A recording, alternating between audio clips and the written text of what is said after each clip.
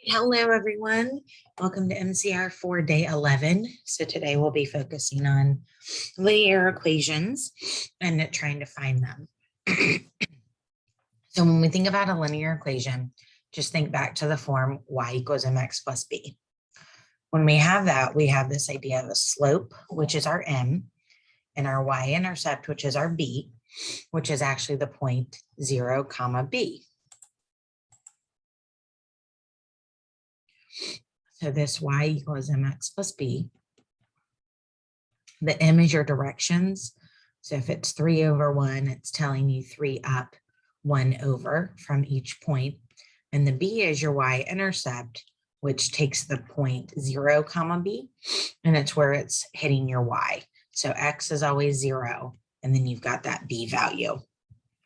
So if we have a slope down here of 5 and a y-intercept of 0, 4, when we go to find the equation of the line, we're looking for an m and we're looking for a b. We need to fill those in. We leave x and y alone. So it tells us m is 5. And then this 0, 4 means that our b is 4. So we've gotten our equation if we have all of that information. Then for question 2, the m is given. And we have the b, we just have to put it in the form to put in our equation, and that's that it's going to be negative 10. So this is y equals 0.75x minus 10. And again, we're filling in the 0.75 and the 10, the 5 and the 4. And then this last one, m is 2/3. The y-intercept is that negative 7/3. So I'm filling in 2/3 for m minus the 7/3 for b. And then down here, you only have the y-intercept if you have the point 0, comma b. So if you had the slope as 3 and you had the point 1, 2, this is not the y-intercept. It has to be the point 0, comma that b. All right.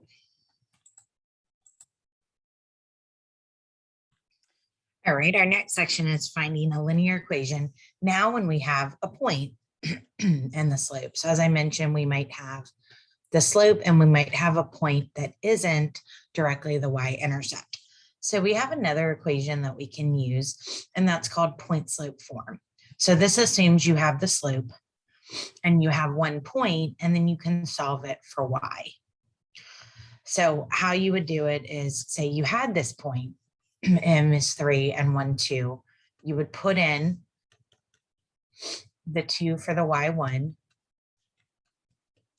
and the 1 for the x1, and then that gives you y minus 2 equals 3x minus 3 when you distribute, and then you add the 2 to get that y equals mx plus b form.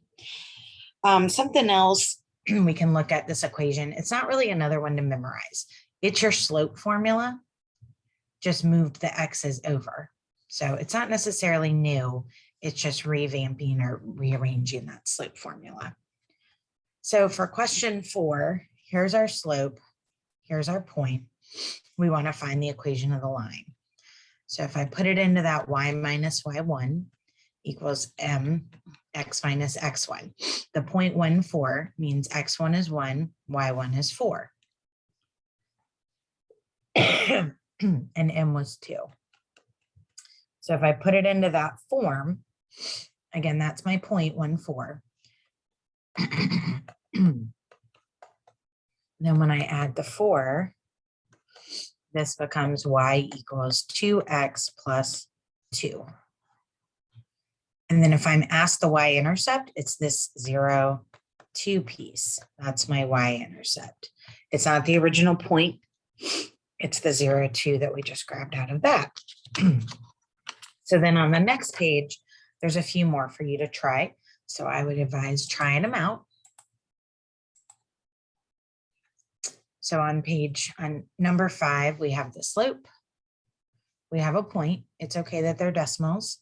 So that means x1 is 1.4, y1 is 2.3. Okay, so as you're trying this one, we would put in that y minus y1. It's okay that it's a decimal, equals m x minus x1. And hopefully you were working on these. So that ends up, when we move it and multiply it, make sure that you're moving the negative sign and distributing. So I get negative times negative is a positive, and then I add the 2.3. You're welcome to have a calculator out at any point. So I'm getting y equals negative 0.75x, and then that plus 3.35 over there. So that also means that that is my y-intercept, the 0, 3.35. And then this next one, I'm throwing in a fractional slope. So I'm going to go y minus y1. If it's a negative, two negatives make a positive, equals m x minus x1. Again, two negatives make a positive. So these are both going to go positive. Now, the nice part here is 3/5 times 5 is 3. So that fraction isn't too much of a problem there. And then I subtract my 2. So my answer ends up being y equals 3/5 x plus 1, with my y-intercept being 0, 1. Okay, so now say you don't have the slope at all. You're given 2 points and you want to find the equation of the line. So what you first do is you find the slope. So that's this m is rise over run, but it's y2 minus y1 divided by x2 minus x1. So you'll be given 2 points, or you'll find 2 points on the graph, and you label them x1, y1, x2, y2. It doesn't really matter which one is which. Put them in your formula, watch your negatives, and then after that, you use one of the points. It doesn't matter which point. And then you put it in to solve the equation. And it really doesn't matter which point you use. Then once you put it in that equation and solve it, you solve for y. So you're going to get y by itself. And then that's our process if we want to find the equation of a line given 2 points.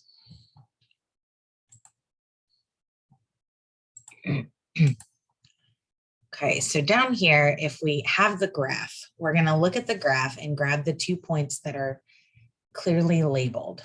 So that's 0, 4, and -3, -2. I'm going to label this one x1, y1, and this one x2, y2. It doesn't matter which one you label, just keep it consistent. So we're first going to find the slope. So I'm going to do -2 minus 4. -3 minus 0. So the y's and the x's. And that gives me -6 over -3, which is 2. And then the nice part about this is they actually gave us the y-intercept. So don't work harder than you have to. So the y-intercept is 0, 4, meaning this is 2x plus 4 as our equation. Now in 8, they didn't give it to us, but that's okay. So go ahead and try question 8.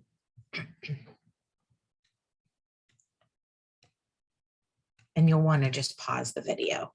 So I labeled the first one x1, y1, and the second one x2, y2. Again, doesn't matter which order you do it, that's what I chose.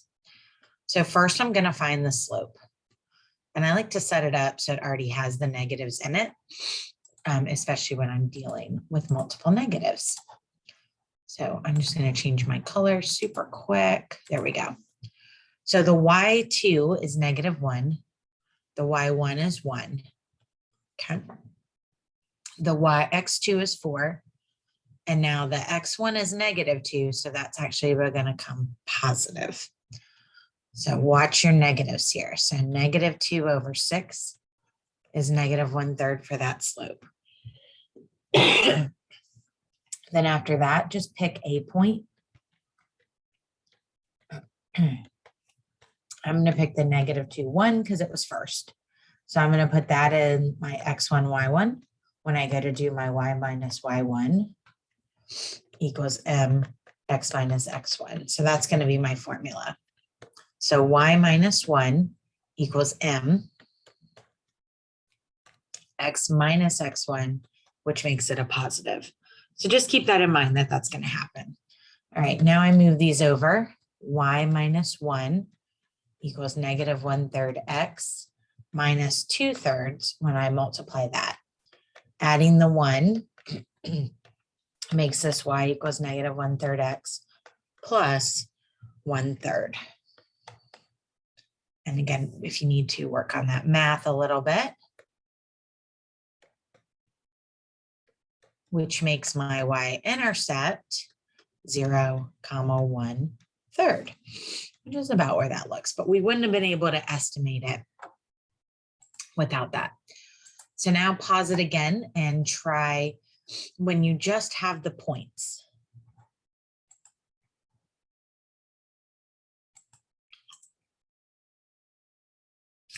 Okay, so now if you just have the points, same process we were just doing up here. We're going to find the slope. So this one is 4 minus 2, 3 minus 1, which gives us 6/2, which is 3. And then you can pick either point. It really doesn't matter. I'm going to pick the positive point.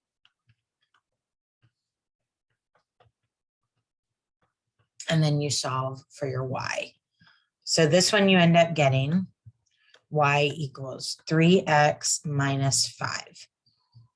And again, take more time if you need it, but otherwise just going through these. Then on this one, I'm going to go ahead and write it out because there's a lot of negatives. -3 minus the 1, 5 minus the 1. So that gives me a -2/6, a nice fraction again.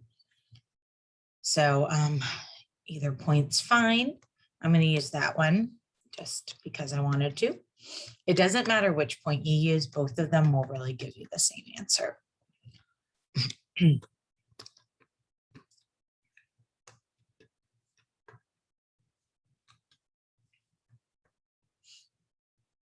So you end up with y equals -1/3 x minus 4/3.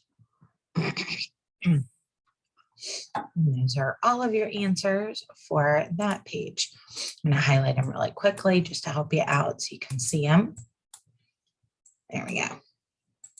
Okay, so for our final page of notes for today, let's see what this slope and y-intercept really mean. So I like to think of the y-intercept as b for where you begin. So for question 11, I'm going to start at this -3 and put a dot there. Then what the 3/4 tells you, it's change in y over change in x. So I'm going to go 3 up, 4 over. 1, 2, 3, 1, 2, 3, 4 for my next point. And then I could do that again. And again to get that line.